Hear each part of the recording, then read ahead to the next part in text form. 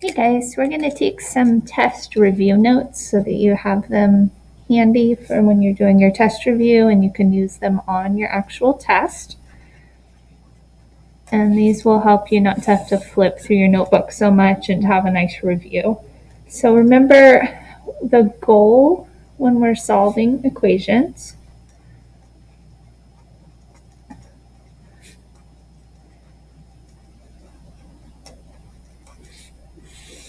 is to isolate the variable on one side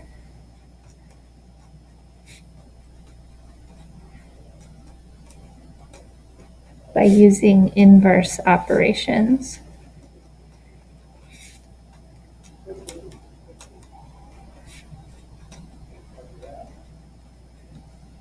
So we're trying to use opposite operations to get all the numbers on one side of the equation and the variable alone on the other side.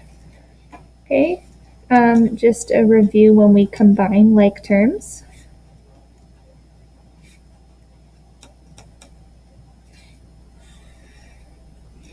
We add terms together that are similar.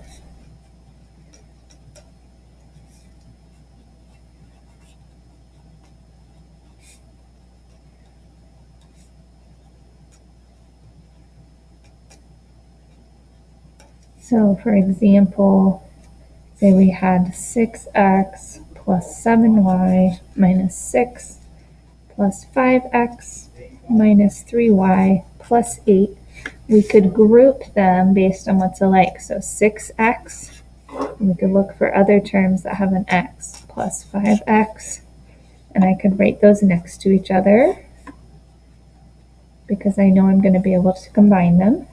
And then we see there's a y term here and a y term here. They each have y's. So plus 7y minus 3y, making sure that we're keeping the signs with the terms. That's why boxing and circling them in can help. And then lastly, we've got a negative 6 and a positive 8. Those are constants. They don't have variables with them, but they can be combined. So once you've grouped them with terms that are alike, just add them up. 6 plus 5 is 11x. 7 minus 3 is 4y, and because it's positive 4, we would just say plus. And then negative 6 plus 8 would be positive 2. So remember, that's what we mean when we're combining like terms. Don't forget distributive property.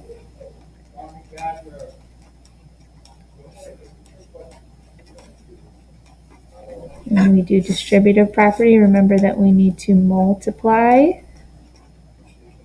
the term outside the parentheses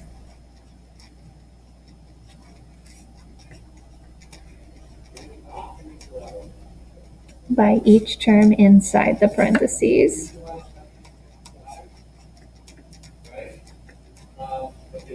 So for example, say I had negative 6 times parentheses x minus 5. I would be very careful with my signs. Notice this is a negative 6 and this is a negative 5.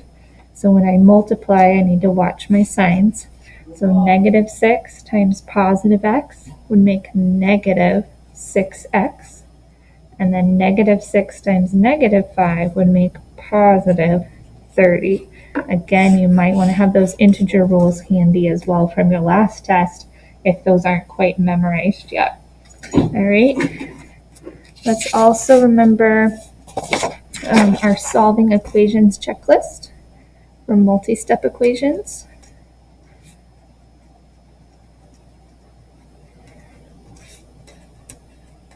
This kind of gives you an order or framework to go in when you see a multi-step equation. Remember, the first step would to be distribute if needed. So if you have any parentheses you want to distribute first, you won't always. Next would be combine any like terms.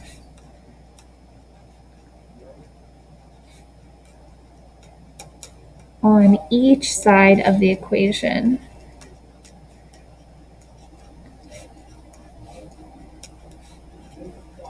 And that's important. Make sure that, that's messy.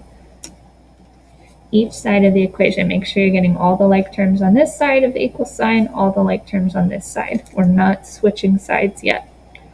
Okay, number 3 is where we start moving things. So move any variables to one side. Remember, that's by using inverse operations. You could subtract them both from each side or add both from each side, so that the net result is to get all the variables on one side. Then you can move constants or numbers by themselves to the other side. So remember, we're trying to get that variable alone, so we want to get all the numbers to the other side. Remember, that will usually be by adding or subtracting. And then the last step will be to multiply or divide by the coefficient. So that last number that's right by your variable. Okay, so let's do 2 quick examples of that, practicing using our checklist. Say you had 3 times parentheses x minus 6 equals 3. You make your dividers. Follow your steps. Distribute if needed. We see that there are parentheses, so we're going to distribute, noticing any negative signs. So 3 times x is 3x. 3 times negative 6 is negative 18 equals 3. Combine any like terms on each side. On this side, there's an x term and a constant. They can't combine. And this side is just 1, so we're done. Move variables to one side. There's only variables on one side, so we're done with that. Move constants to the other side. So again, here's our variable. We want to get this constant to the other side by doing the opposite. We're going to add 18 to both sides. So we get 3x. The 18's cancel because they have opposite signs. And 18 plus 3 is 21. And then multiply or divide by the coefficient. Here's our x. Our coefficient is 3. It's being multiplied, so we're going to do the opposite and divide by 3. So that would make 1x, or just x, equals 21 divided by 3 is 7. All right, let's do one more. Let's do, and I'll put our rules right up here so we have them handy. We're going to do example 8x minus 7 equals 2x plus 5. So again, I'm going to draw my dividers. Distribute if needed. There are no parentheses, so I can skip that step. Combine any like terms on each side. Now notice there's an x term here and an x term here, but they're not on the same side. We would only combine if there were multiple x terms here or multiple x terms here. So I'm going to move on. Move variables to one side. I have x's on both sides.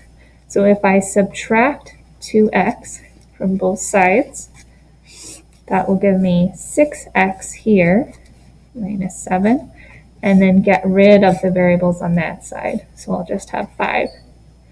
Now move constants to the other side away from the variable. So I want to get rid of this minus 7 by adding 7. Bring down my 6x. My 7's go away.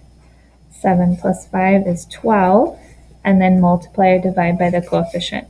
Here's my x. It's being multiplied by 6, so I want to divide by 6.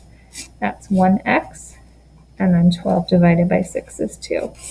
All right. So that was a quick review, but now you have some notes to look at and help you as you go through your review practice. All right.